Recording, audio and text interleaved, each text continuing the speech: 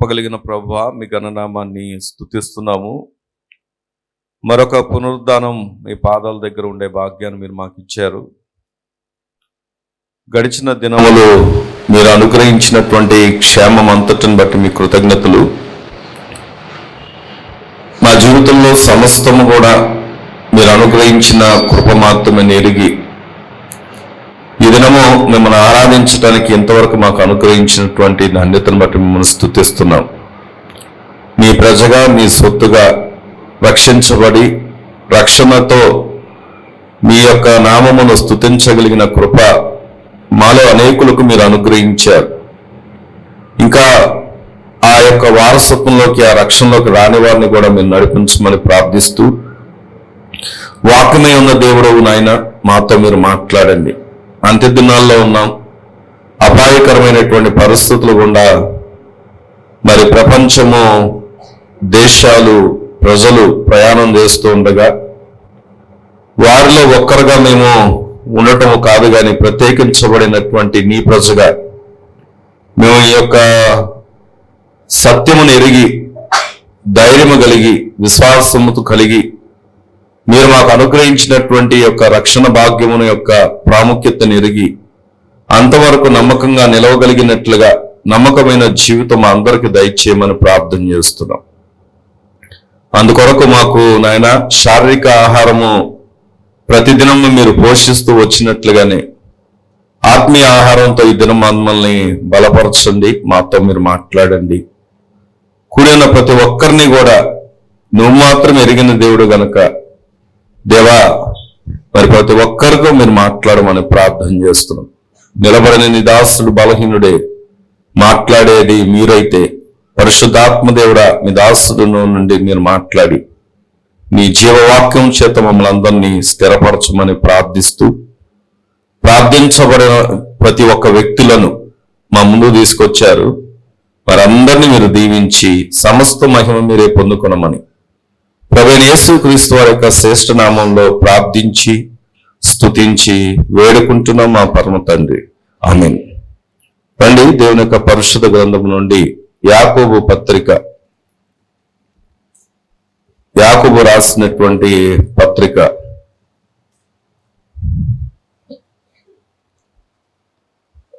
Page number 210.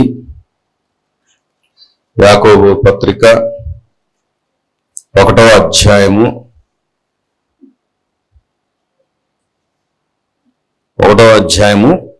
16వ వచనం నుండి చదువుకుందాం. నా ప్రియ సహోదరులారా, మోసపోకుడి. శ్రేష్టమైన ప్రతి ఈవియు, సంపూర్ణమైన ప్రతి వరమును పర సంబంధమైనదై జ్యోతిర్మయుడగు తండ్రి యొద్ద నుండి వచ్చును. ఆయన యందు ఏ చంచలత్వమైనను గమనాగమనముల వల్ల కలుగు ఏ ఛాయను లేదు. ఆయన తాను సృష్టించిన వాటిలో మనము ప్రథమ ఫలముగా ఉండునట్లు సత్యవాక్యము వలన మనలను తన సంకల్పము ప్రకారము కనెను. దేవుడి మాటలు మన వినికిల్లో దీవించునుగాక. ఆమేన్. ఈ యాకోబు రాసినటువంటి పత్రికలో ఈ 16వ వచనంలో ఒక మాట దేవుడు మన ముందు ఉంచడానికి ఇష్టపడుతూ ఉన్నాడు.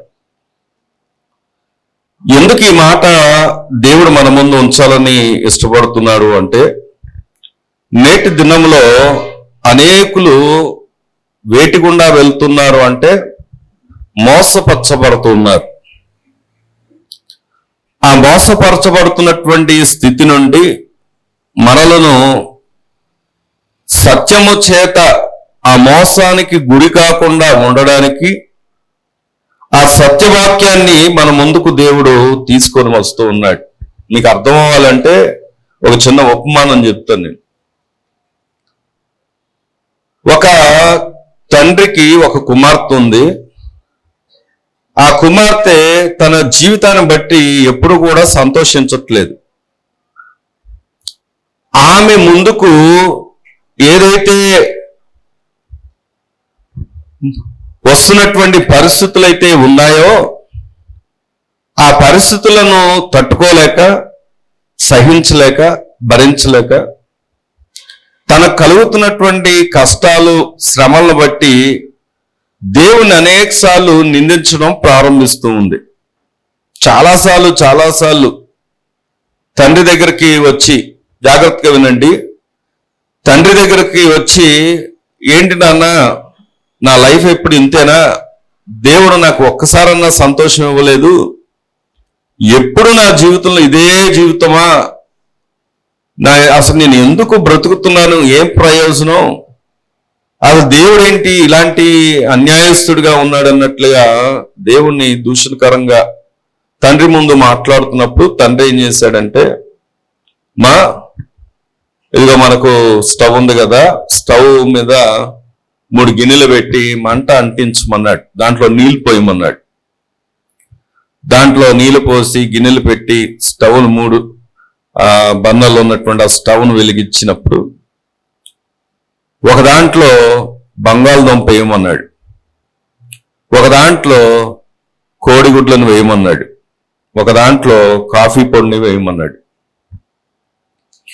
కొద్దిసేపు బాయిల్ అవుతుంది, మరుగుతూ ఉంది. కొంతసేపు తర్వాత ఇప్పుడు దాన్ని ఆపి తీసుకొని రమ్మని చెప్పినప్పుడు ఆమె అలాగే ఏంటి నానేంటి ఇలాంటివి అన్ని చెప్తున్నాడు అని అనుకొని, సరే ఎందుకు చెప్తున్నాడో లే అని చెప్పేసి వెళ్ళి ఆయన చెప్పినట్లుగానే చేసి ఆ 3 ఉడికించబడిన తర్వాత వేడి నీళ్ళల్లో ఇప్పుడు దాన్ని తీసుకొని వచ్చిన తర్వాత ఇప్పుడు చెప్తున్నాడు దాన్ని ఎలా ఉన్నాయో చూడమన్నప్పుడు బంగాళదుంప ఏమో దాని తెలుసు కదా, మీకు తెలియందే ఉంది, అది వేడి ఉడకబడిన తర్వాత తొక్క తీయబడిన తర్వాత మెత్తగా అయిపోయింది. కోడిగుడ్డేమో గట్టిగా అయింది, కాఫీ పొడేమో ఒక మంచి శ్రేష్టమైనటువంటి వాసనతో గుమగుమలాడుతూ ఉంది. అప్పుడు చెప్పాడు, మూడిటికి కూడా ఒకటే వాటర్, ఒకటే స్టవ్, ఒకటే మంట, మూడిటికి కూడా సమపాలలోనే ఉడికించబడ్డాయి. కానీ అప్పటిదాకా అది ఉడకక ముందు బంగాళదుంప యొక్క స్వరూపం ఏంటంటే అది చాలా హార్డ్గా ఉండేది, కానీ ఉడికించబడిన తర్వాత ఉపయోగకరంగా మారింది. గుడ్డు ఉడికించబడక మునుపు అది ఎలా ఉందంటే పగిలిపోయే స్థితిలో ఉంది. కానీ అదే గుడ్డు ఎప్పుడైతే ఉడికించబడిందో, ఆ వేడి నీళ్ళల్లో అది ఉడికించబడిందో, బాయిల్ చేయబడిందో, అప్పుడు అది ఉపయోగకరంగా మారింది. అలాగే కాఫీ పౌడర్ కూడా ఉడికించబడిన తర్వాత అది మధురంగా శ్రేష్టంగా ఉంది. ఇప్పుడు చెప్పమ్మా నీకేం అర్థమైంది? కొన్నిసార్లు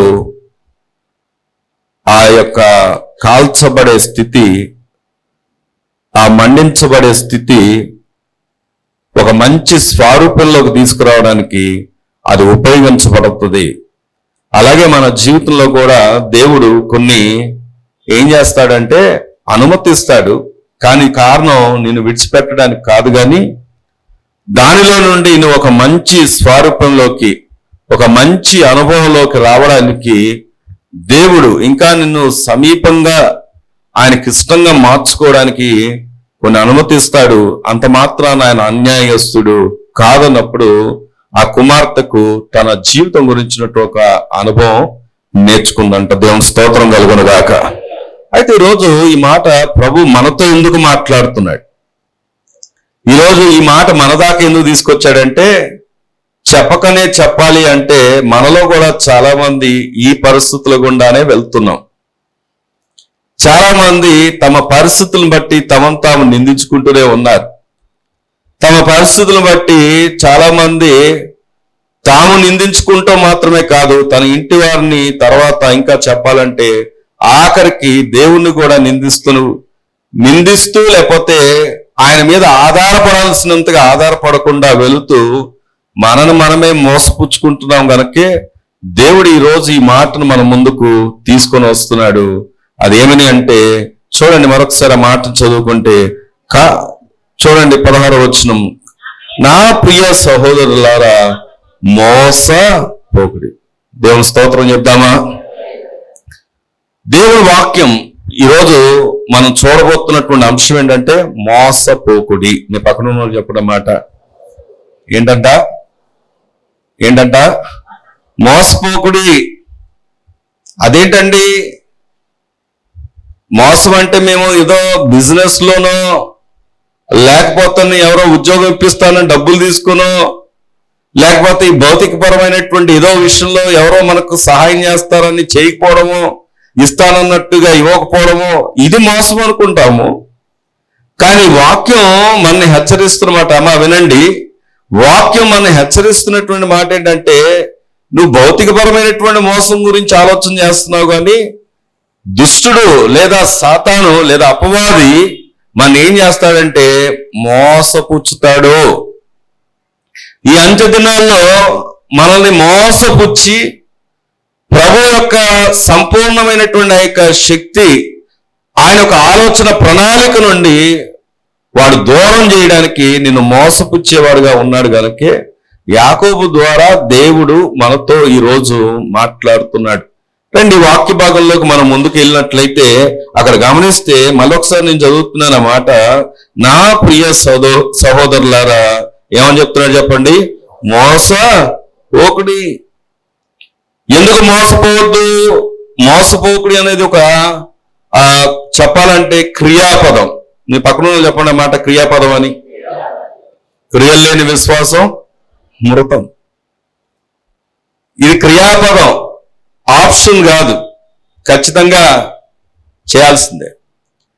ఇక్కడ గమనించినట్లయితే ఎందుకు మోసపోకూడదు అని చెప్తున్నాడంటే దానికి కారణం మీరు అనొచ్చు, ఏమండి యాకోబు గారు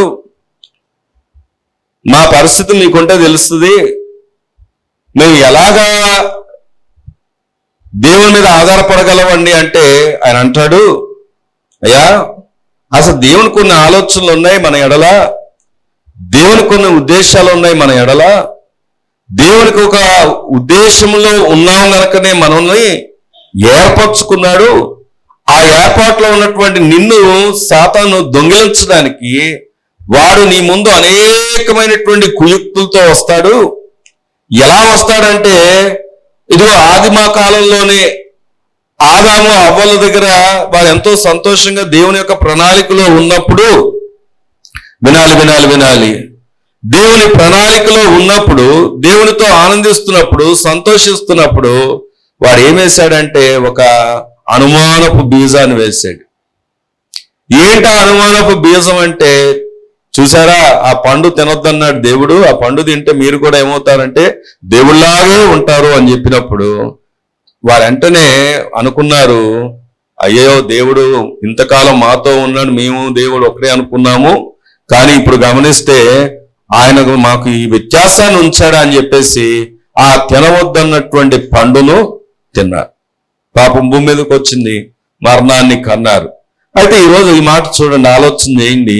చాలాసార్లు ఇదే అనుమానపు బీజాలు ఆ యొక్క సాతాను మన ముందు వేస్తూ వస్తున్నాడు. మీ పరిస్థితులు వేదనకరంగా ఉన్నప్పుడు వాడు వెంటనే వేస్తాడు. దేవుడు ఏం చేశాడు? మీ పరిస్థితులు తారుమారు అవుతున్నప్పుడు వెంటనే వేస్తాడు వాడు. వచ్చేం లాభం?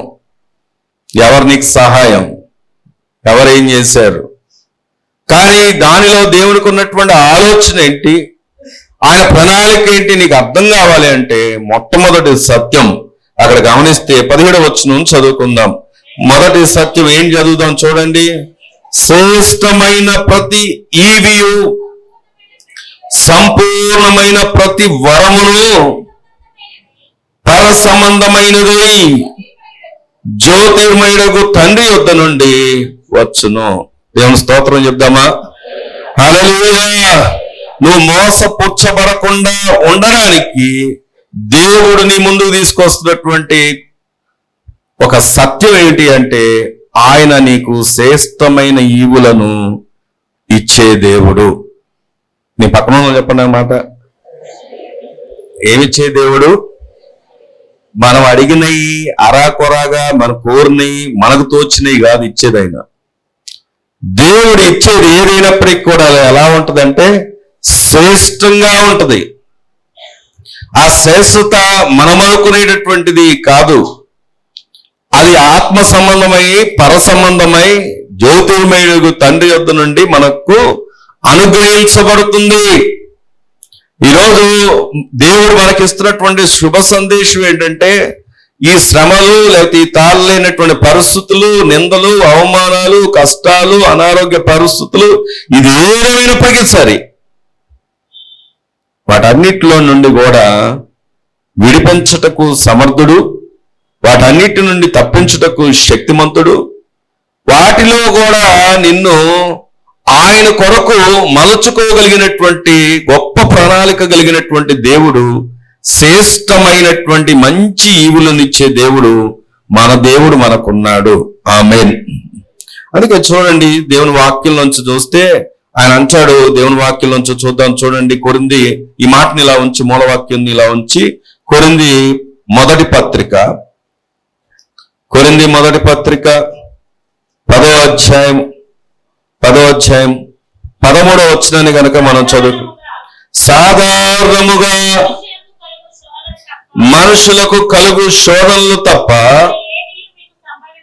మరి ఏది మీకు ఆగండి. ఎవరికి కలిగే శోధనలు చెప్పాలి? ఎవరికి? అరే మనకు కలిగే శ్రమ, మనకు కలిగినటువంటి నింద, ఒకలారా వినండి, మనకు కలిగినటువంటి లోటు, మనకు కలిగినటువంటి వాటిని మన దేంట్లో చూస్తాం చెప్పండి? దేవుణ్ణేమో మైక్రోస్కోప్ లో చూస్తాం. మైక్రోస్కోప్ అంటే తెలుసా? ల్యాబ్ లో ఉంటది. చిన్న వాటిని చూడడానికి ఏం వాడతారు? మైక్రోస్కోప్. మన శ్రమల్ని మనం దేంతో చూస్తాం? భూతద్దంలో చూస్తాం. అది ఎలా కనబడుతుంది? పెద్దదిగా కనబడుతుంది. కానీ దేవుని వాక్యం ఏం చెప్తున్నాడు? ఆయన చెప్తున్న మాట ఏంటి అంటే, నువ్వు ఇప్పుడు మనిషివా కాదా? ఏమండి, ఆయనకి మన పాలెంతో తెలుసు, మనకి ఎంత సామర్థ్యం ఉందో తెలుసు, మన యొక్క జ్ఞానం ఎంతో తెలుసు, మనం ఎంత తట్టుకోగలమో తెలుసు. ఇంకో మాటలో చెప్పాలంటే మన ఆయన నమ్ముతున్నాడు. యోబును దేవుడిని నమ్మాడంటారా నమ్మలేడంటారా? చెప్పాలి. నమ్మాడా నమ్మలేదా? నమ్మాడు కనుకే ఆయనకు శ్రమ అనుమతించబడినప్పుడు, శోధన అనుమతించబడినప్పుడు, ఇప్పుడు యోబు దీవించబడ్డాడా? ముగింపులో పతనమయ్యాడా? దీవించబడ్డాడు. ఎంతగా దీవించబడ్డాడంటే అత్యధికంగా, మునుపుడి కంటే రెండింతలుగా, మునుపుడి కంటే అధికమైనటువంటి దీవెన. మరి ఈ దీవెన మాత్రమే కాదు, పరిశుద్ధ గ్రంథంలో ఒక వ్యక్తి పేరు మీద, ఈ మాట నేను ఎన్నోసార్లు రిపీట్ చేస్తూ ఉంటాను, పరిశుద్ధ గ్రంథంలో ఒక వ్యక్తి పేరు మీద ఉన్నటువంటి అత్యధికమైనటువంటి అధ్యాయములు కలిగినటువంటి వ్యక్తి ఎవరైనా ఉన్నారు అంటే అది యోబు మాత్రమే. దేవుని స్తోత్రం కలుగును గాక. ఇది ఎలా సాధ్యమైందంటే దేవుడు అనుమతించాడంతే, దేవుడు నమ్మాడంతే. ఈరోజు ప్రియ అక్క చెల్లి మా వింటున్నావా? వినండి. ఓ అన్నా తమ్ముడా, ఈరోజు దేవుడు నీతోనే మాట్లాడుతున్నాడు. నిన్ను ఒకవేళ దేవుడు నమ్మాల్సి వస్తే నీ ముందు శోధన అనుమతించబడినప్పుడు, శోధించడు ఆయన, అనుమతిస్తాడు అంతే. అనుమతించబడినప్పుడు నువ్వు ఆ యొక్క పరీక్షలో ఎంతవరకు నమ్మకమైన వ్యక్తిగా కనబడతావో ఆలోచన చేయి. ఈ రోజుకు కూడా నేను సనగలేదండి, ఈ రోజుకు కూడా నేను నిందించుకోలేదండి, ఈ రోజుకు కూడా నేను గత వారం అంతా దేవుని స్తుతిస్తూనే వచ్చానండి, ఇప్పుడు కూడా నేను స్తుతిస్తూనే వచ్చానండి అని చెప్పగలిగిన వారు ఎంతమంది ఉన్నారు? నాకు ప్రశ్నకు సమాధానం వద్దు, ఎవరి మటుకు వారే హృదయంలో ఆలోచన చేస్తే.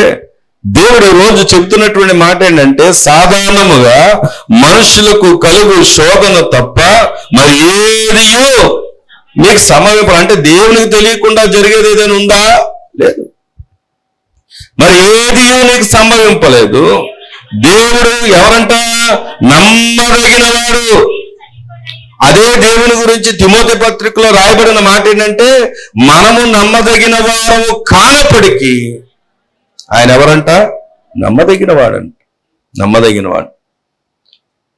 పిల్లలు లేరు అని ఎన్నో దినాలు ప్రార్థనలు, సంఘాల్లో ప్రార్థనలు, సంవత్సరాల తరబడి ప్రార్థనలు చేస్తే వారికి పిల్లలు కలిగినప్పుడు చెప్పండి ఎన్నిసార్లు నువ్వు సాక్షిగా నిలబడ్డావు? కనీసం కనిపించరు. ఉద్యోగం లేనప్పుడు ఉద్యోగాల కోసం ప్రార్థన చేసినప్పుడు ఉద్యోగం కనుక వస్తే ఎన్నిసార్లు నువ్వు నమ్మకంగా నిలబడగలిగావు? చదువుల్లో విజయాలు, ఇంకా భౌతికపరమైన ఎన్నో కార్యాలు చేశాడు. ఒకప్పుడు ఏ స్థితి నుంచి వచ్చామో ఆలోచన చేస్తే దేవుడు ఎన్నోసార్లు ఆ స్థితిని అంతటిని మారుస్తే, కానీ ఎంత మనం అపనమ్మకస్తులం అంటే దేవునికి ఒక కృతజ్ఞత లేని వారుగా ఎంతో మంది కనబడుతున్నారు. ఏమంటే దేవుడు మనం బట్టి సంతోషించాలంటే ఏది కృతజ్ఞత? ఈ రోజు కూడా భౌతికపరమైనటువంటి అవస్థల కొరకే. ఒకప్పుడు కన్నీరు కార్చావు, దుఃఖపడ్డావు, వేదన చెందావు, లేని పరిస్థితులు ఎలాగ దేవుడు నిన్ను హెచ్చించాడు. దేవునికి నువ్వు ఇవ్వాల్సిన ధనము మర్చిపోయావు, ఇవ్వాల్సిన సమయం మర్చిపోయావు, ఇవ్వాల్సినటువంటి సామర్థ్యం మర్చిపోయావు. అసలు దేవుని కొరకు నువ్వేం చేస్తున్నావు? ఈ ప్రశ్న దేవుడు మన ముందుంచితే దానికి సమాధానం ఏం చెప్తాం మనం? ఈరోజు ప్రభు ఎందుకు ఈ మాట మనతో మాట్లాడుతున్నాడంటే, ఆయన ఒకవేళ గనక ఆయన నమ్మదగిన వాడు కాకపోతే, దేవుని వాక్యం సూటిగా చెప్తున్న మాట ఏంటో తెలుసా? ఆయన వాత్సల్యత అంట అనుదినము మనలో నూతనంగా పుట్టుచుంది కాబట్టి మనం ఇంకా ఏమవ్వలేదంటే నిర్మూలం కాకుండా వారమంట. దేవుని స్తోత్రం కలుగును గాక. ఒకవేళ ఆయనలో వాత్సల్యత అనే గుణం లేకపోతే రాత్రికి రాత్రే ఏమైపోవాలి చెప్పండి? గతించిపోవాలి. రాత్రికి రాత్రే ఎన్నో ప్రమాదాలు, ఎన్నో భయంకరమైనటువంటి ప్రమాదాలు. వాస్తవానికి ఇందాక ఇస్సాక్ గారు సాక్ష్యం చెప్తా అన్నారు, కానీ అనుకోకుండా ఆయన డ్యూటీ వెళ్లాల్సి వచ్చి వెళ్ళిపోయారు. ఆయన నాతో నిన్న పంచుకున్నారు, మళ్ళీ వచ్చే వారం పంచుకుంటారు. ఆయన వర్షం వచ్చింది కదా మొన్న, పోయిన పునరుద్ధానం కాక అంత ముందు వారం అనుకుంటాను, వెళ్తుంటే కరెంటు తీగ తెగి వాళ్ళ మీద పడిందంట. బస్సుకు తగిలి బస్సు మించి వాళ్ళ మీద పడిందంట, మెయిన్ కరెంటు వైరు. సాక్ష్యం చెప్పాలండి అన్నారు. అయితే ఆశ్చర్యమైన విషయం ఏంటంటే అదే టైంకి పవర్ కట్ అవ్వడం, అది వారి మీద ఉంది, బస్సు మీద ఉంది. వారు ఆ భయంకరమైనటువంటి ప్రాణాపాయ స్థితి నుండి తప్పించబడ్డారు.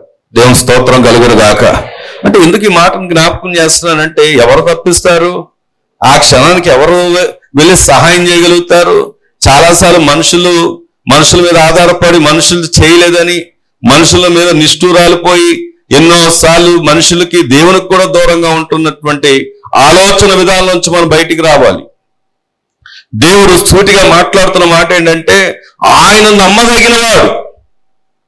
తిమోతి పత్రిక అదే రాయబడి ఉంది, మనం నమ్మదగిన వారం కానప్పటికీ కూడా ఆయన నమ్మదగిన వాడు. దేవుని స్తోత్రం కలుగును గాక. ప్రియ సంగమా, ప్రభు నీతో నాతో మాట్లాడుతున్నాడు. సాధారణంగా మనుషులకు కలుగు శోధనలు తప్ప మరి ఏదియో నీకు సంభవింపలేదు. దేవుడు నమ్మదగిన వాడు అని ఒక రాయబడి చూడండి, మీరు సహించగలిగిన అంతకంటే ఎక్కువగా ఆయన మిమ్మును శోధింపబడనీయుడు. ఇంకా నువ్వు ఎంత సహించగలవో, ఎంత నీకు సామర్థ్యమో, ఎంతగా నువ్వు దేవుడు నిన్ను నమ్మాడో అంతవరకే.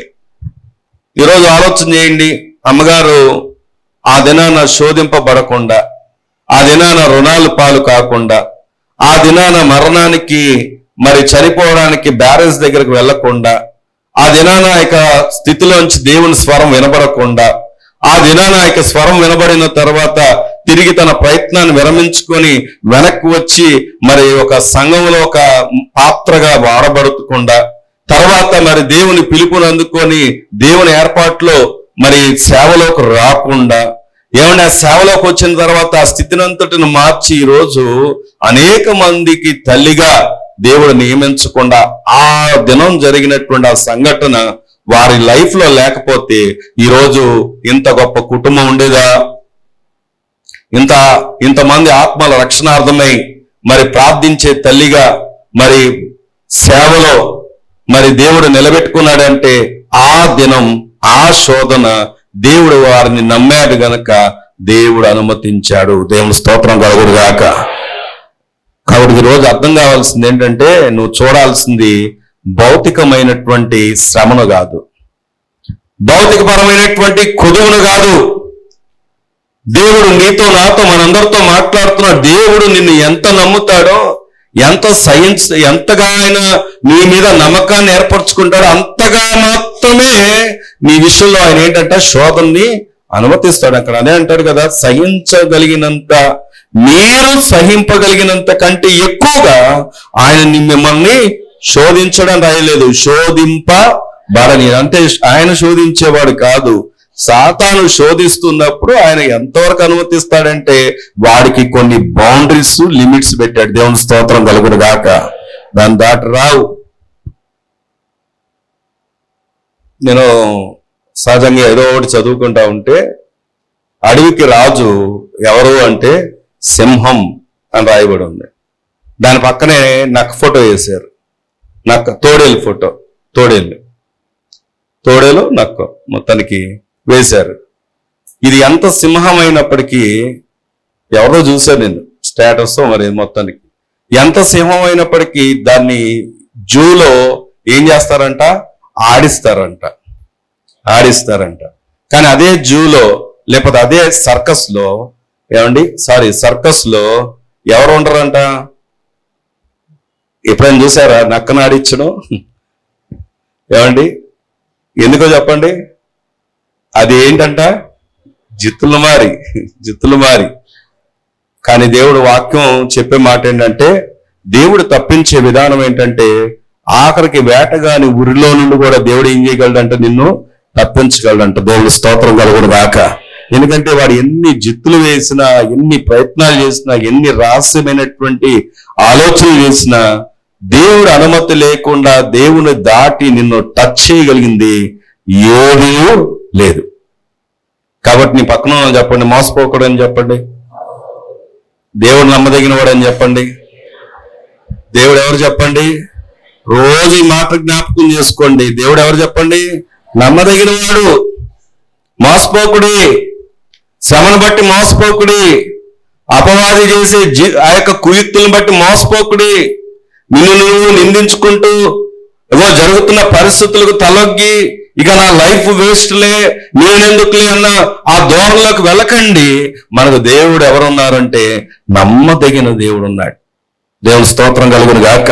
ఈయన నమ్మదగిన దేవుడు ఏం చేస్తాడంటే అక్కడే రాయబడి ఉంది. అంతేకాదు, అక్కడితో ఆపేయలేదు ఆయన. ఏమన్నాడు ఆయన? అంతేకాదు, సహింపగలుగుటకు ఆయన శోధనతో కూడా తప్పించుకుని మార్గమును, దేవుని స్తోత్రం చెప్దామా? మార్గం కలగజేసేది ఎవరు చెప్పండి? దేవుడే. మనకు అర్థం కాదు అసలు. నిజంగా చాలాసార్లు ఎలా హ్యాండిల్ చేయాలో అర్థం కాదు. చాలా అగమ్యగోచరంగా ఉంటది. కానీ నీకు నువ్వైతే హ్యాండిల్ చేయలేవు. దేవుడు అంటున్నాడు, ఆయనే శోధనతో కూడా అక్కడ రాయబడిన మాట శోధనతో అంటే ఇక ఆ శోధన అనేది నీకు దగ్గర లేకుండా చేయడానికి ఆయన సమర్థుడుగా ఉన్నాడు. దేవుని స్తోత్రం కలుగును గాక. ప్రియ సంగమా, ప్రభు మనతో మాట్లాడుతున్న మాట ఇది. దేవుని వాక్యం సెలవిస్తున్నటువంటి మాట ఇది. రండి, రోమీలకు రాసినటువంటి పత్రిక 8వ అధ్యాయము, రోమా పత్రిక 8వ అధ్యాయం 28-29 చదువుదాం. దేవుణ్ణి ప్రేమించే వారికి, అనగా ఆయన సంకల్పం చొప్పున పిలువబడిన వారికి మేలు కలుగటకై. నీ పక్కన చెప్పండి, ఏం కలగడానికి? మళ్ళీ చెప్పండి, ఏం కలగడానికి? మేలు కలగడానికి ఏమొస్తున్నాయంట? సమస్తము సమకూడి జరుగుచున్నవని ఎరుగుదుము. వినాలి. సమస్తము అంటే ఏం చెప్పండి? లాటరీ తగలడమా? చెప్పండి. సమస్తం అంటే ఏంటి? లాటరీ తగలడమా? నేను 3 ఇన్సిడెంట్లు చదివాను, ఏదో ఒకటి జ్ఞాపకం చేస్తాను. ఒక వ్యక్తి ఒక వేరే దేశానికి వెళ్తున్నప్పుడు కుక్కకు కూడా మరి ఆయన పాస్పోర్ట్ ఉంటది, కుక్కను కూడా తీసుకెళ్తూ ఏం చేశాడంటే ఒక మధ్యలో ఒక హాల్ట్ ఉందంట. హాల్ట్ దగ్గర ఆగినప్పుడు ఈ ఎయిర్పోర్ట్స్ లో మరి ఒక హాల్ట్ దగ్గర ఆగినప్పుడు వీళ్ళు షాపింగ్కి వెళ్ళారంట. షాపింగ్ వెళ్తే కుక్క ఒకటే అరుస్తుందంట అక్కడ ఆ షాపు వైపు చూస్తూ. తీరా ఏ షాప్ అంటే అది లాటరీ షాపు. ఒకటే అరుస్తుంటే ఈయన ఏం చేశాడంటే ఏంటిది ఇలా అరుస్తుంది, దాని వైపు చూసి అరుస్తా ఉంటే ఇది జరిగిందే, నేను చదివాను, న్యూస్ లో చదివాను. అయితే ఆయన టికెట్ తీసుకున్నాడు, వెళ్ళిపోయాడు. కొంతకాలానికి ఆ దేశంలో ఆ యొక్క లాటరీ దగ్గర నుండి కాల్ వచ్చింది. ఏంటంటే దానికి కోటి మొత్తానికి కొన్ని డాలర్స్ ప్రైజ్ మనీ తగిలింది. అక్కడ న్యూస్ దీనిలో హెడ్లైన్స్ మామూలుగానే రాయరు కదా, ఎలా రాశారంటే కుక్క తీసుకొచ్చిన సిరి అని చెప్పి రాశారు. ఏమని రాశారంటే కుక్క తీసుకొచ్చిన సిరి అంట. ఎందుకు అంటే అది అరిచి అరిచి దాన్ని భరించలేక కొన్నాడు అనమాట. అది తీరా చూస్తే దానికే లాటరీ తగిలింది. ఇప్పుడు చాలా మంది అనుకుంటున్నారు, మా ఇంట్లో ఎంతో మంది ఉన్నారు, ఏమండి ఇలాంటిది ఒకటన్నా తగలలేదు ఏంటని అనుకుంటున్నారా? సరే, కేరళలో ఇంకొక అతనికి లాటరీ తగిలింది.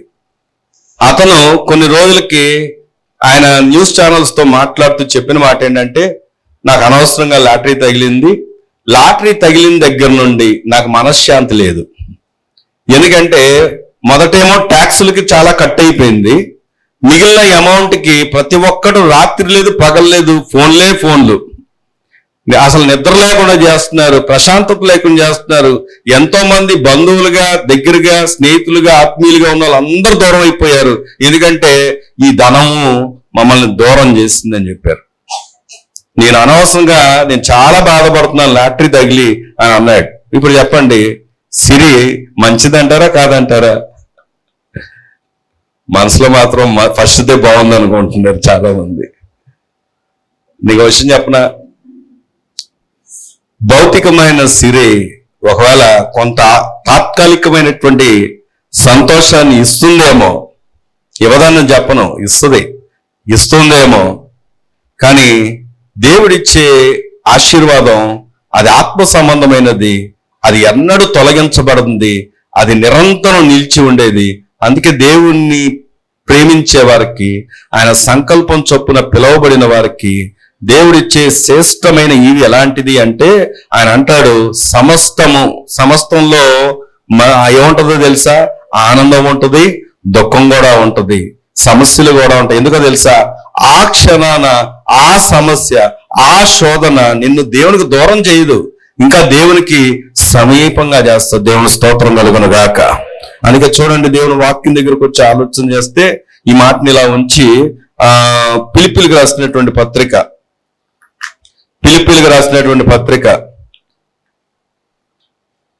1వ అధ్యాయం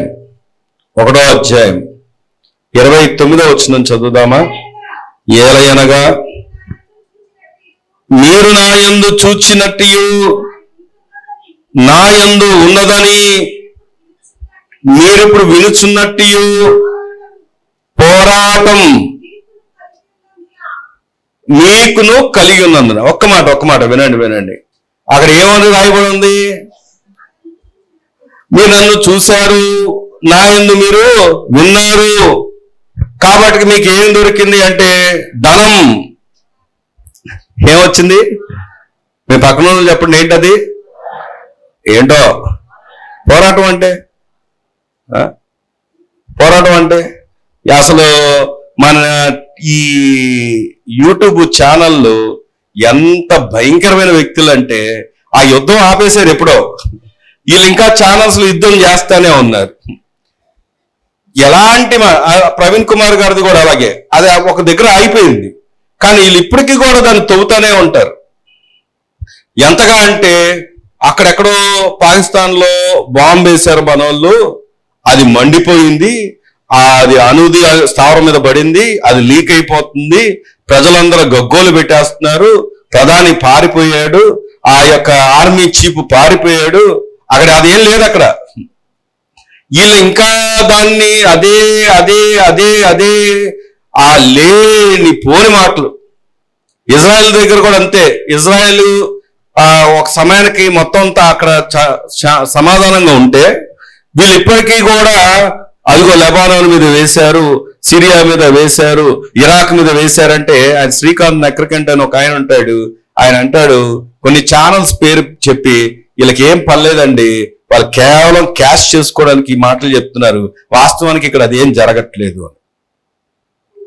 చైనాలో మళ్ళీ కరోనా వచ్చింది, మళ్ళీ కరోనా విజృంభిస్తుందని మళ్ళీ ఇది మొదలు పెట్టారు. వాళ్ళకి ఏంటంటే ఏదో ఒకటి కొత్తది కావాలి, జనాల్ని భయపెట్టాలి.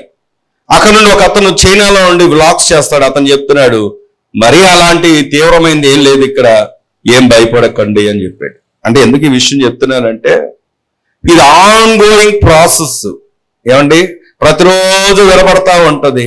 దాంతో చాలా మంది అసలు కరోనా కాలంలో కోవిడ్ టైంలో చాలా మంది ఇళ్లలో ఉన్న వాళ్ళు బాగున్నారు, వ్యాక్సిన్స్ వేసుకొని వారే ఇప్పుడు చాలా హ్యాపీగా ఉన్నారు. భయంతో చాలా మంది హాస్పిటల్స్ లో జాయిన్ అయిన వాళ్ళే, వినాలి, హాస్పిటల్స్ లో జాయిన్ అయిన వాళ్ళే ఎక్కువ మంది ప్రాణాలు పోయింది. అంటే నేను హాస్పిటల్స్ ని తక్కువ చేసి చెప్పట్లేదు, అసలే డాక్టర్ గారు కూడా ఇంట్లోనే ఉన్నారు, నాగరాజు గారు. అయితే వినండి, చాలా మంది ఏమండి వింటున్నారా, చాలా మంది ఏంటంటే తీవ్రమైనటువంటి పరిస్థితులకు వెళ్ళిపోవడానికి, భయాందోళనకు గురవడానికి కారణం ఏంటంటే ఆ పక్కన జరుగుతున్నటువంటి సంఘటనలు చూడలేక ఏదో ఎమర్జెన్సీగా ఎన్ని పెట్టేసి ఆ బీప్ బీప్ సౌండ్ వస్తూ ఆ ఐసీయూలో ఉన్నప్పుడు దాన్ని చూసి భయాందోళనకు గురై ప్రాణాలు పోయిన వారు చాలా మంది ఉన్నారా? వింటున్నారా? వినాలి. దేవుడు ఎందుకు ఈ మాట చెప్తున్నాడంటే ఇక్కడ రాయబడినటువంటి మాట పిలిపిలికి రాసినటువంటి పత్రిక 1:29 ఏముంది? మరొకసారి చదవండి. ఏలయనగా మీరు నా యందు చూచినట్టు నా యందు ఉన్నదని మీరిప్పుడు వినుచున్నట్టు చెప్పండి. అది ఏంటది? మనకేముంది? చెప్పండి. క్రైస్తవులకి ఏముంటది? ఆరాటం. ఏమండి, అన్నిటికీ ఏం చెప్పండి? ఆరాటం. అంతేనా? కాదండి, పోరాటం. అందుకే ఎఫెసీ పత్రిక 6వ అధ్యాయంలో ఏమనుంటుంది? ఈ మాటను కూడా ఇక్కడ ఉంచండి, దాంట్లోకి వెళ్దాం. ఎఫెసీ పత్రిక 6వ అధ్యాయం ఏలయనగా చెప్పండి, ఎవరితో? పోరాడున్నది శరీరులతో కాదు గాని ప్రధానులతోనూ అధికారులతోనూ ప్రస్తుత అంధకార సంబంధులకు లోకనాథులతోనూ ఆకాశ మండలమందున్న దురాత్మల సమూహముతోనూ పోరాడుచున్నాం. దేవుని స్తోత్రం చెప్దామా? మనం పోరాడుతుంది ఎవరండి? ఎవరితో? పక్కింటి వాళ్ళతో, ఎదురింటి వాళ్ళతో, ఏమండి, తిట్టిన వాళ్ళతో, చిన్న విషయాలకి గొడవలు.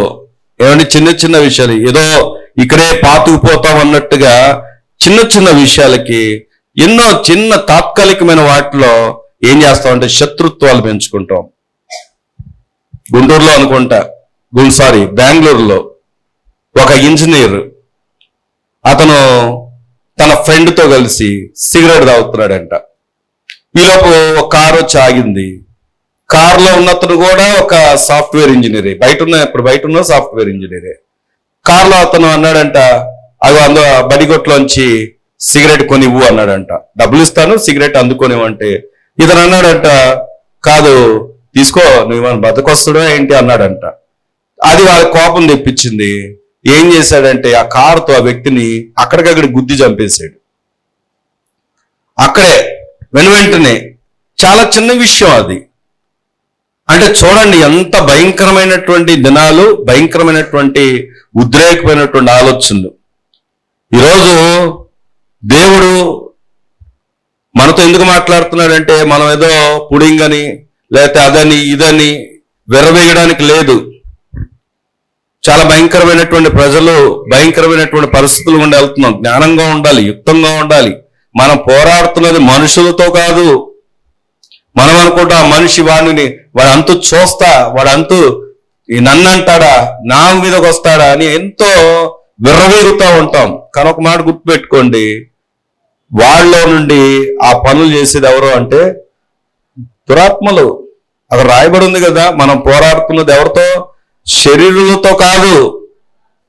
వాడిని అలాగా ప్రేరేపించి చూడండి, చాలాసార్లు కొన్ని ఉద్రేకపూరితమైనటువంటి నిర్ణయాలు తీసుకుంటాం మనం. తర్వాత బాధపడతా ఉంటాం, అరే నేను అనకుంటే బాగుండేది కదా, నేను అలా చేయకుండా బాగుండేది కదా, చేయకుంటే బాగుండేది కదా. తర్వాత ఎంతో చింతపడతా ఉంటాం, దుఃఖపడతా ఉంటాం. వినండి, ఈ మాటను ఎప్పుడు గుర్తుపెట్టుకోవాలి. మనం పోరాడుతుంది ఎవరితో? శరీరులతో కాదు. కాబట్టి యుక్తంగా ఉండాలి, జ్ఞానంగా ఉండాలి. శ్రమల్లో ఉన్నప్పుడు చాలా, అందుకే మోసపోకుడి అంటున్నాడు. ఎందుకు దేవుడు మోసపోకుడు అని చెప్తున్నాడంటే, మోసం అంటే ఏంటి? ఇప్పుడు యుద్ధం ఉందనుకోండి, చూడండి ఇండియాకి పాకిస్తాన్కి యుద్ధం జరుగుతుంది. వాళ్ళందరూ ఏం చేస్తారు?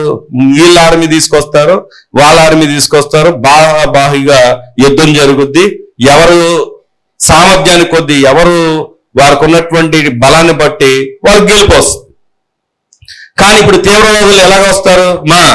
తీవ్రవాదులు ఎలాగొస్తారు? ఎదురుకుండా వస్తారా? రారు. వాళ్ళు ఎలా వస్తారు? రహస్యంగా వస్తారు. చూడు, మొన్న పుల్వామాలో ఏం జరిగింది? పుల్వామా అన్నటువంటి ప్రాంతంలో అక్కడంతా అసలు అలాంటి జరగడానికి కారణం ఏంటంటే, ఆ చుట్టుపక్కల సరిహద్దుల్లో అడుగు ప్రాంతాలు ఎక్కువ, సైట్ సీయింగ్ ప్లేస్ అది, వెనక దట్టమైనటువంటి అడవి.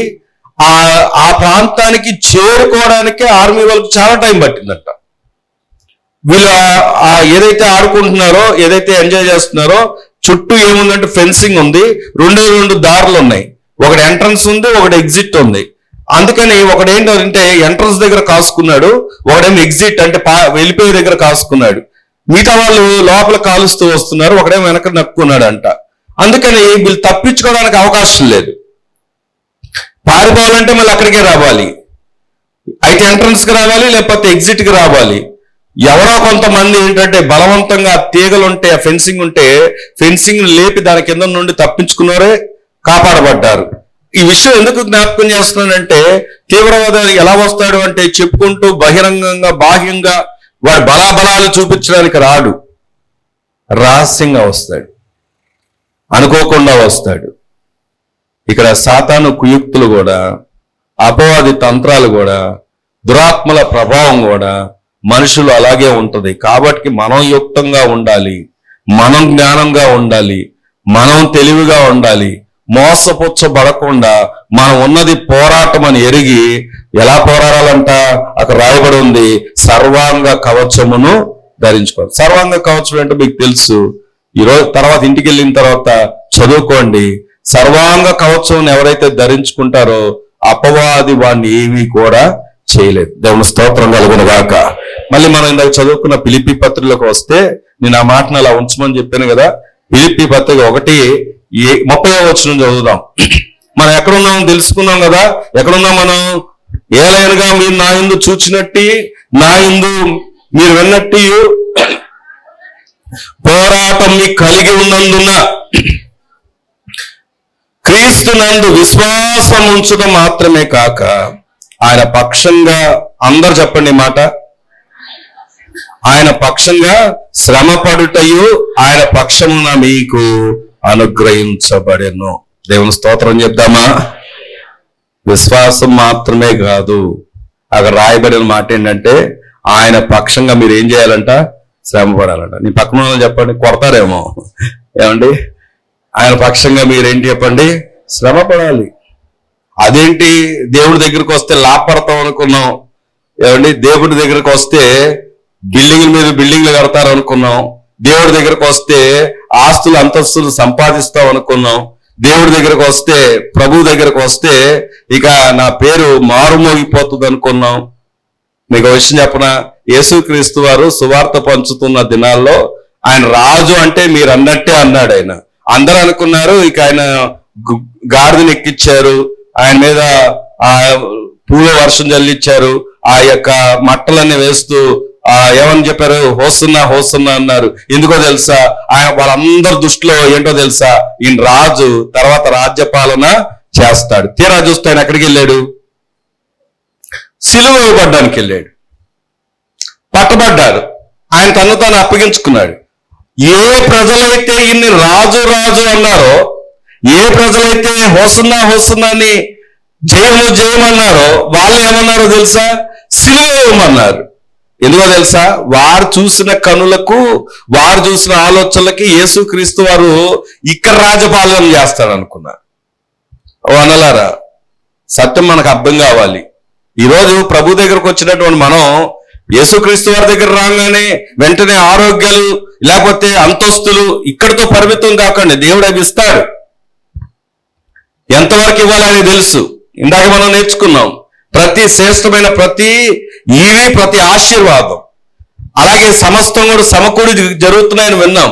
కానీ మనకు అర్థం కావాల్సిన విషయం ఏంటంటే, ఆఖరికి ఆయన పక్షంగా మనం ఏం పొందాలంట? శ్రమ కూడా పొందాలి. శ్రమ కూడా పొందాలి. యుద్ధంలో ఏమండి, యుద్ధంలో గెలిచి శ్రమపడి నష్టపోయి కాళ్ళు చేతులు కూడా పోగొట్టుకొని కొన్నిసార్లు మరి దేశం కోసం పోరాడి వాళ్ళకి దేశం ఏమిస్తుందో తెలుసా? బహుమతులు ఇస్తుంది. దేశం ఏమిస్తుంది అంటే వాళ్ళకి పతాకాలు ఇస్తుంది, వీర చక్ర, పరమవీర చక్ర.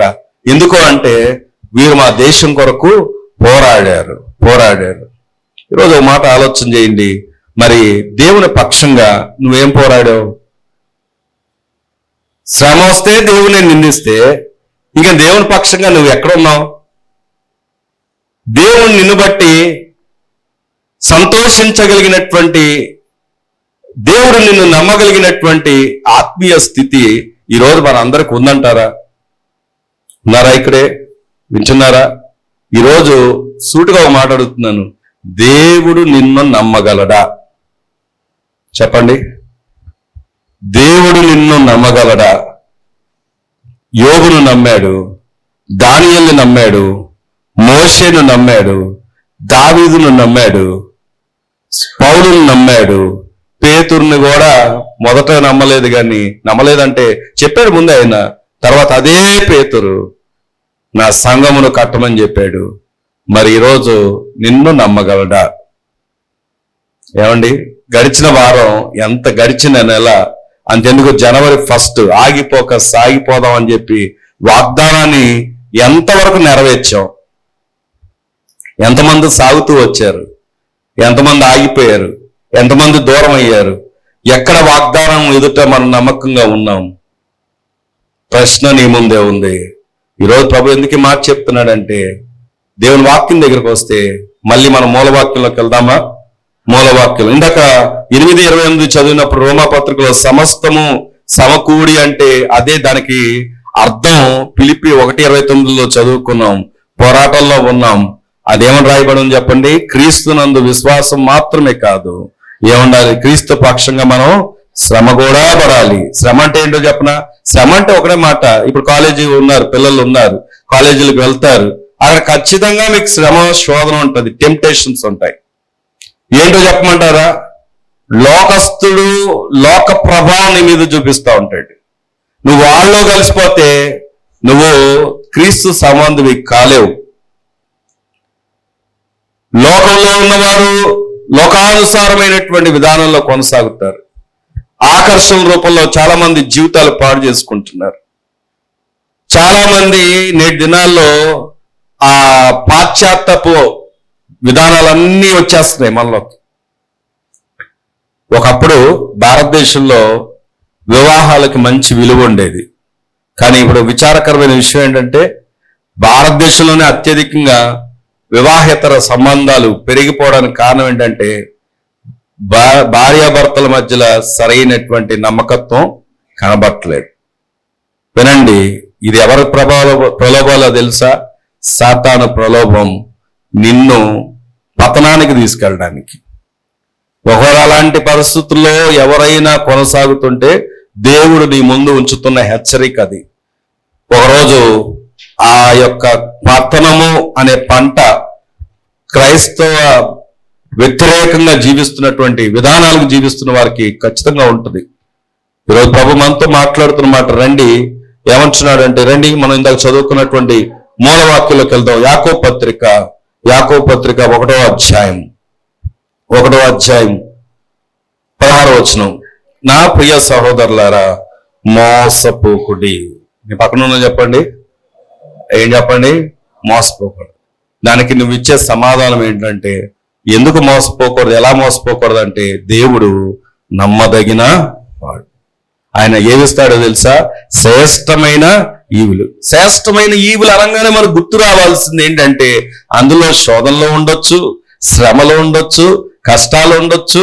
అంత మాత్రమే కాదు, అమూల్యమైనటువంటి ఎన్నో విలువైనటువంటి భాగ్యాలు కూడా ఉన్నాయి. దేవుని స్తోత్రం కలుగుడు గాక. కానీ ఇవన్నీ ఎందుకు అంటే, మనకు మేలు కలగడానికి. ఆమేన్. రండి, హెబ్రీయులకు రాసినటువంటి పత్రిక 12వ అధ్యాయం. హెబ్రీయులకు రాసినటువంటి పత్రిక 12వ అధ్యాయం 7వ వచనాన్ని చదువుకుంటే, శిక్షా ఫలము పొందుటకై మీరు సహించుచున్నారు, దేవుని కుమారులుగా మిమ్మల్ని చూచుతున్నాడు. తండ్రి శిక్షింపని కుమారుడెవడు? కుమారులైన వారందరూ శిక్షలో పాలు పొందుచున్నారు. మీరు పొందని ఎడల దుర్మేజులే గాని కుమారులు కారు. దేవుని స్తోత్రం చెప్దామా? వెలుగు చెప్దామా? ఒక వ్యక్తి ట్రైన్లో ప్రయాణం చేస్తుంటే తనతో పాటు తన కుమారుడు కిటికీ పక్కన కూర్చున్నాడు. కిటికీ పక్కన కూర్చొని గట్టి గట్టిగా కేరింతలు కొడుతున్నాడు. డాడీ డాడీ డాడీ చూడండి చూడండి, చెట్లు చూడ ఎంత స్పీడ్గా వెళ్ళిపోతున్నాయో అని. డాడీ డాడీ చూడండి చూడండి, బయట మేఘాలు ఎంత స్పీడ్గా వెళ్ళిపోతున్నాయో. ట్రైన్ కదులుతున్నప్పుడు అలాగే ఉంటది కదా. ఆ ఎక్స్పీరియన్స్ అన్నిటినీ డాడీ డాడీ చూడండి, అక్కడ భలే కనబడుతున్నాయి, నదులు కనబడుతున్నాయి, బ్రిడ్జెస్ వస్తున్నాయి, అన్ని పోస కూర్చున్నట్లుగా చెప్తా ఉన్నాడు. దానికి ఎదురుగుండా కూర్చున్న వ్యక్తికి ఒక రకమైనటువంటి ఇరిటేషన్ వచ్చేసింది. ఇరిటేషన్ ఎందుకంటే, ఏంటి వీడన్ని కిటికీలో వెళ్తున్నాయి అన్ని చూసి చెప్తున్నాడు, వీడికి అసలు బుద్ధి జ్ఞానం లేదనుకొని ఏం చెప్పాడంటే వాళ్ళ డాడీతో, ఏమండి ఏంటండి ఇందాక నుండి చూస్తున్నాను, మీ వాడు ఎవరైనా డాక్టర్ దగ్గర తీసుకెళ్ళండి, ఏదో సమస్య ఉన్నట్టుంది, ఆ వెళ్ళే వాటిని చూసి చెప్తాడేంటండి అని అంటే, అప్పుడు ఆ తండ్రి చెప్పిన మాట ఏంటంటే, వాడు ఇప్పుడు వస్తున్నదే ఎక్కడి నుండి అంటే డాక్టర్ దగ్గర నుండి. మేము వస్తున్నదే ఇప్పుడే డిశ్చార్జ్ అయ్యి వస్తున్నాం. నా కుమారుడు చిన్నప్పటి నుండి పుట్టు బ్లైండ్, గుడ్డివాడు. వాడికి ఇప్పుడే మేము డిశ్చార్జ్ అయ్యి వస్తున్నాం అండి, సర్జరీ జరిగింది, నూతనంగా ఆయనకి కళ్ళు వచ్చాయి, అందుకనే బయట కనబడుతున్న వాటిని చూసి సంతోషిస్తూ ఆయన ఇలా చెప్తూ ఉన్నాడని చెప్పాడంట. దేవుని స్తోత్రం కలుగును గాక. అంటే మీకు అర్థమైందో లేదో, గుడ్డి వాళ్ళకి లోకం కనబడదు, కానీ చాలా మంది ఈ రోజుల్లో ఆత్మీయ గుడ్డితనం కలిగి ఉన్నారు. క్రైస్తవులే, సంఘంలో ఉన్నవారే, అన్నిట్లో కనబడేవారే, మందిరానికి రెగ్యులర్ గా వచ్చేవారే, కానీ దేవుని బట్టి ఆనందించలేని వారు చాలా మంది ఉన్నారు. దేవుని యొక్క సుగుణాలు ఎరగని వారు చాలా మంది ఉన్నారు. దేవుని యొక్క గొప్పతనాన్ని ఇంకా గ్రహించిన వారు చాలా మంది ఉన్నారు. దేవుని వాక్యం చాలా స్పష్టంగా చెప్తున్న మాట ఏంటంటే, 12వ అధ్యాయం 7వ వచనంలో, మనం 1వ వచనం ఇందాక చెల్లి వెంటనే చదివారు. అదేంటంటే, ఎంత గొప్ప సాక్షి సమూహం మేఘం వల్ల మనని ఆవరించి ఉంది. ఎందుకు? నువ్వు ఎలా బ్రతకాలో ఆ సాక్షి సమూహాన్ని చూస్తే అర్థమవుతుంది. ఎలా ఉండాలో ఎలా ఉండకూడదో ఇంత గొప్ప సాక్షి సమూహం మన ముందు ఎంతో మంది జీవితాలు ఉన్నాయి. అక్క చెల్లి ఉన్నారా? ఎంతమంది రోజు ధ్యానం చేస్తారు చెప్పండి? మనకున్న అప్పులు లెక్కేసుకోమంటే రోజు లెక్కేసుకుంటాం, మనకి ఇవ్వాల్సిన వాళ్ళని లెక్కేసుకోమంటే రోజు లెక్కేసుకుంటాం. ఏమండి, మనకు కట్టవలసిన జ్ఞాపకం చేసుకోవాలంటే రోజు జ్ఞాపకం చేసుకుంటాం. ఏ పథకాలు ఏ రోజుల్లో ఏ నెలలో వస్తాయో, ఎప్పుడు విడుదల చేస్తారు. ఇప్పుడు మీకు ఒక శుభవార్త అంటే, ఆగస్టు నుండి మన సిస్టర్స్ అందరికి ఫ్రీ బస్. ఏమండి, ఫ్రీ బస్. ఆటో సహోదరులందరికేమో అది బ్యాడ్ న్యూస్. ఏమండి, బ్యాడ్ న్యూస్. ఎందుకంటే ఇప్పుడు నేను హైదరాబాద్ లో ఒక దగ్గర స్మైలీ వస్తుందానంటే మెట్రో దగ్గర స్టేషన్ దగ్గర బయట కార్లో వెయిట్ చేస్తున్నారు. ఆ మెట్రో దిగి ఇద్దరు వచ్చి ఆటో దగ్గరికి వెళ్ళి ఆటోని పిలిచారు. ఆటో వచ్చి ఆగింది. వాళ్ళు ఆగంగానే ఆయన ఎంతో అడిగాడు. వీళ్ళన్నారు 100 రూపీస్ 150 రూపీస్ అడిగారు. వీళ్ళన్నారు 60 ఇస్తామన్నారు. మారు మాట్లాడకుండా ఎక్కిచ్చేసుకున్నాడు. ఎందుకు అంటే వెంటనే వెనకేమొచ్చింది, ఫ్రీ బస్ వస్తుంది. ఎందుకు వచ్చింది వెంటనే చాలా అనుకుని వెంటనే ఎక్కిచ్చేసుకున్నాడు. అది శుభవార్త మనకి. ఏమండి, అది శుభవార్త. కానీ నిజమైన శుభవార్త ఏంటో తెలుసా? నిజమైన శుభవార్త ఇక రాయబడి ఉంది. ఏమన్నా తెలుసా? శిక్షాఫలము పొందుటకై మీరు సహించుచున్నారు. దేవుడు కుమారులుగా మిమ్మల్ని, నీ పక్కన చెప్పండి, నేను దేవుడు ఎలా చూస్తున్నాడో చెప్పండి. ఎలా చూస్తున్నాడు ఆయన? మనం ఆయనకు కుమారులుగా కుమార్తెలుగా ఉన్నాం. మనం దేవునికే వారసులం. అందుకే మనని శిక్షిస్తున్నాడు. ఎందుకంటే మనం అంతా పర్ఫెక్ట్నెస్ ఉందంటే లేదు. లేచి నెగలను పడుకునేంత వరకు గడిచిన ఎన్నోసార్లు దేవుని మాట విన్నప్పటికీ కూడా ఎన్నో విషయాల్లో పెడచెవును పెడుతూ వస్తూ ఉంటాం కదా. దేవుడు వీడెందుకులే, వీడు వద్దులే అని అనుకుంటే ఈ రోజు మనకు దేవుని స్వరం ఆగిపోయేది మన దగ్గర. కానీ దేవుడు అలా కాదు. నిన్ను నన్ను అంటే ఎలా ప్రేమిస్తున్నాడు తెలుసా? కుమారులుగా. అందుకే ఆయన ఏం చేస్తున్నాడు? శిక్షిస్తున్నాడు అన్న మాటకి కరెక్ట్ వర్డ్ ఏంటంటే డిసిప్లిన్ చేస్తున్నాడు. దేవుని స్తోత్రం కలుగును గాక. ఏం చేస్తున్నాడు చెప్పండి? డిసిప్లిన్ చేస్తున్నాడు. నేను స్కూల్లో ఉన్నప్పుడు 8th క్లాస్ చదువుతున్నప్పుడు మా మదర్ చనిపోయారు, మా ఫాదర్ చనిపోయారు. 9th చనిపోయినప్పుడు మా మదర్ చనిపోయారు. అప్పుడు ఒక బ్యాచిలర్స్ రూమ్ లో ఉండేవాడిని. చిన్న గది, అది చాలా చిన్న గది, ఒక మంచం వేస్తే సరిపోయే గది అనమాట. అందులో ఉండేవాళ్ళం. నేను మా పెద్దమ్మ, పాస్టర్ గారు వాళ్ళ అమ్మగారు, మీ ఇద్దరు ఉండేవాళ్ళం. అయితే అక్కడ నుండి ఆ కింద పార్కింగ్ కి నాకు సైకిల్ లేదు, పెట్టుకోవడానికి ప్లేస్ లేదు. సో నడుచుకుంటూ వెళ్ళేవాడిని. నడుచుకుంటూ వెళ్ళిపోతే మా స్కూల్ 3 కిలోమీటర్ల దూరం ఉండేది. ఎంత వేగంగా నడిచినా రోజు వెళ్ళేసరికి ఆ గేట్ కరెక్ట్ గా బెల్లు మోగే టైంకి గేట్ లోకి అడుగు పెట్టేయాలి. అక్కడే ఉంటాడు మా ప్రిన్సిపల్ వల్ల బావమరది. అతని పేరు కోట్రెడ్డితో ఉంది, మర్చిపోయాను నేను. ఆ సార్ ఉండేవాడు. ఆయన ఎంతో హైట్ ఉండేవాడు అంటే చాలా పొట్టాడు అనమాట. చాలా పొట్టిగా ఉన్నాడు. ఆ ఒక్క నిమిషం లేట్ అయినా గేట్ వేసేసి అక్కడే నిలబడేవాడు. ఇక అక్కడ నుండి మాకు టెన్షన్ స్టార్ట్ అయ్యేది. ఎందుకో తెలుసా? గేట్ ఓపెన్ చేయగానే కర్ర తీసేవాడు. ఇంత కర్ర, తిప్పరా అనేవాడు. చెయ్యి ఇట్ట కాదు, తిప్పరా అనేవాడు. ఇలా తిప్పించి ఇక్కడ కొట్టేవాడు. ఈ దెబ్బలకు భయపడి 3 కిలోమీటర్లు కొన్నిసార్లు పరిగెత్తుకుంటూ వెళ్ళిన సందర్భాలు కూడా ఉన్నాయి. ఎందుకో తెలుసా? దేన్ని తప్పించుకోవడానికి? ఆ దెబ్బ తప్పించుకోవడానికి. ఎందుకు? అతను హైట్ లేకపోవడంతో ఎగిరెగిరి కొట్టేవాడు, పైకి ఎగిరి కొట్టేవాడు. ఇలాగా చేతులు అబ్బా అంటున్నా, సార్ ఇలాగ బయలుదేరండి, ఏ వినేవాళ్ళు కాదు. ముందు పట్రా అనేవాడు. ఒక మాట చెప్పనా? ఈరోజు చాలా మంది స్కూల్స్ లో, కాలేజెస్ లో పాడవపోవడానికి కారణం తెలుసా? సరైనటువంటి క్రమశిక్షణ లేక. Free style. పిల్లల్ని కొట్టకూడదు గనక భయం లేక, తల్లిదండ్రుల భయం లేక, కొడితే వాడు ఏమైపోతాడని భయం లేక. కానీ దేవుని వాక్యం సూటిగా చెప్తున్న మాట, ఖచ్చితంగా ఏం ఉపయోగించాలి? బెత్తం ఉపయోగించాలి. ఎందుకో తెలుసా? దేవుని వాక్యం చెప్తున్న నువ్వు గారాబం చేస్తూ లేక పుట్టాడు, అసలే లేక పుట్టాడు, ఎన్నో సంవత్సరాల తర్వాత ప్రార్థన చేస్తే పుట్టాడని వాడిని ముద్దు చేస్తూ గారాబం చేసావనుకో, వాడు దేవుని దృష్టిలో నువ్వేంటో తెలుసా? వాడిని శిక్షించకపోతే నువ్వు వాడిని కుమారుడుగానే గ్రహించట్లేదు. ఎందుకో తెలుసా? దేవుని వాక్యం మన దేవుడు కుమారులుగా అనుకుంటున్నాడు కాబట్టికే మన శిక్షిస్తున్నాడు. శిక్ష లేని వారి గురించి కూడా రాయబడి ఉంది. వారు ఎవరో తెలుసా? దుర్బీజులు అంటే ఎవరో తెలుసా? ఒక్క మాటలో చెప్పాలంటే ఇల్లీగల్, అంటే అక్రమ సంబంధం. దేవుడు అలా చూడట్లేదు మనని. తన కుమారులుగా, కుమార్తెలుగా, తన కుటుంబంగా.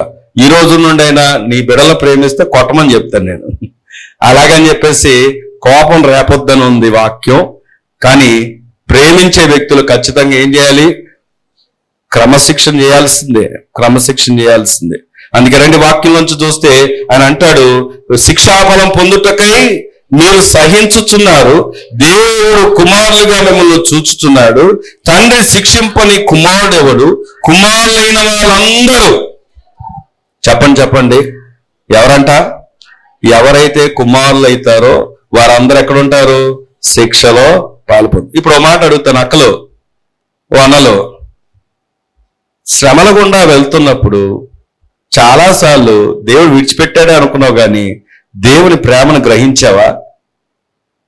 దేవుడు నిన్ను ఏ దృష్టితో చూస్తున్నాడు? ఏ కోణంలో చూస్తున్నాడు? ఎక్కడ ఉండాలని చూస్తున్నాడు? ఏ విధంగా ఉండాలని చూస్తున్నాడు? నీకు అర్థమైందా? అందుకే ఆయన అన్నాడు, మోసపోకుడి. సాతాను ఎప్పుడు కూడా ఏమంటాడంటే, చూసావా దేవుడు ఎంత అన్యాయస్తుడో, అందుకే నిన్ను శ్రమల్లో పడేశాడు అంటాడు. కానీ దేవుడు అంటాడు, నిన్ను శ్రమల్లో కాదు బాబు నేను వేసింది, నిన్ను నేను రిఫైన్ చేస్తున్నా. యాకోబు పత్రికలో అక్కడ మొదటి అధ్యాయంలో ఉంటది, ప్రారంభంలో మిమ్మల్ని అక్కడ చదువుదాం అన్నమాట. నా సహోదరులారా, మీ విశ్వాసం కలుగు పరీక్ష ఓర్పును పుట్టించినెరుగు. మీ నానా విధమైన శోధనలో పడినప్పుడు అది మహానందమని ఎంచుకోనండి.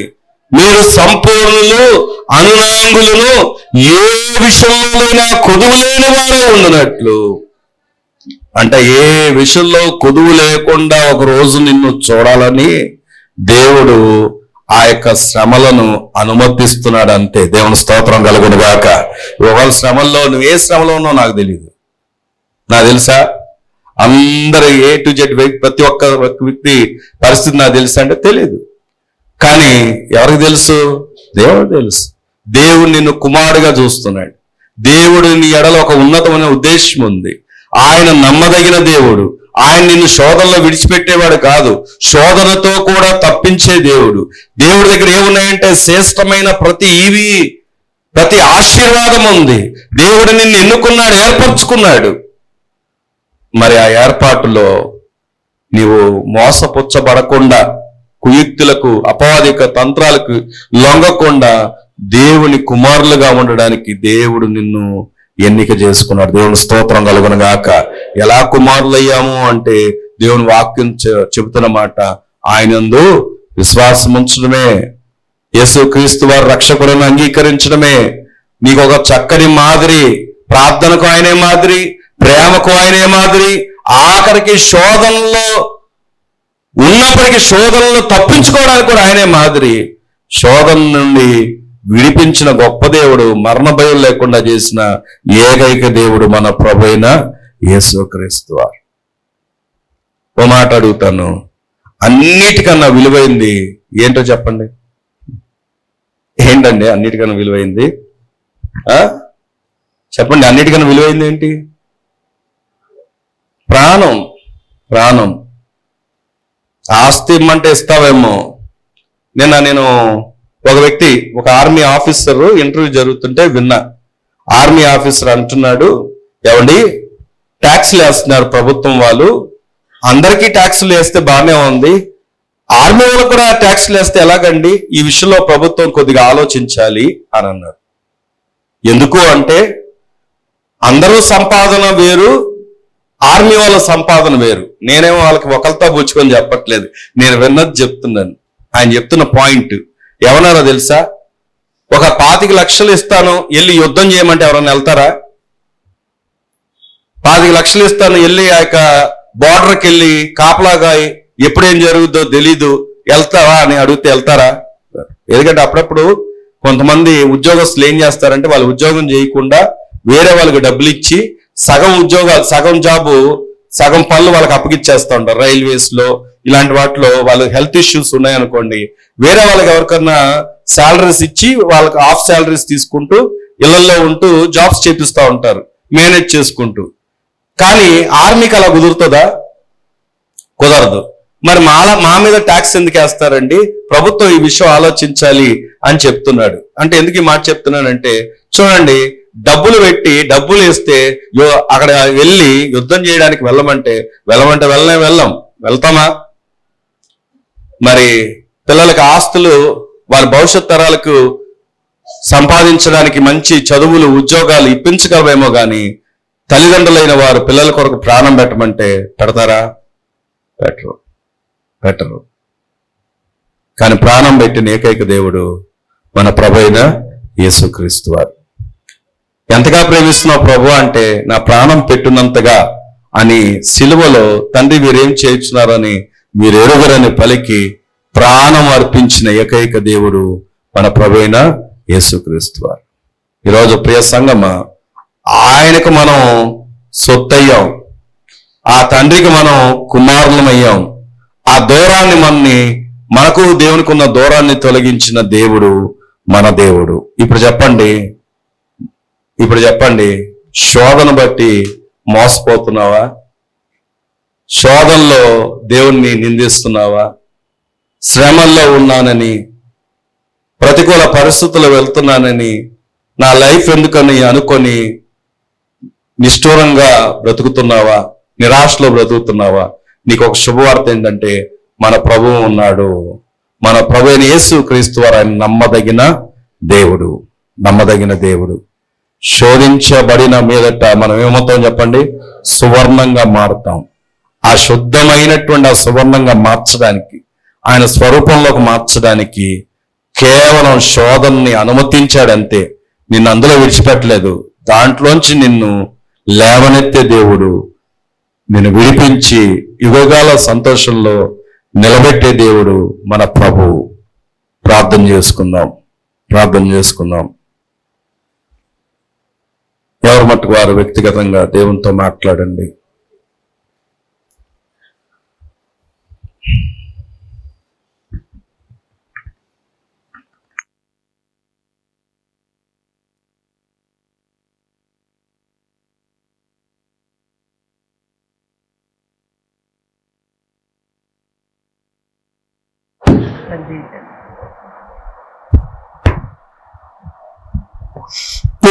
దేవుడా మీకు వందన ప్రభా, నీ వాక్యము సెలవిస్తుంది నాయన.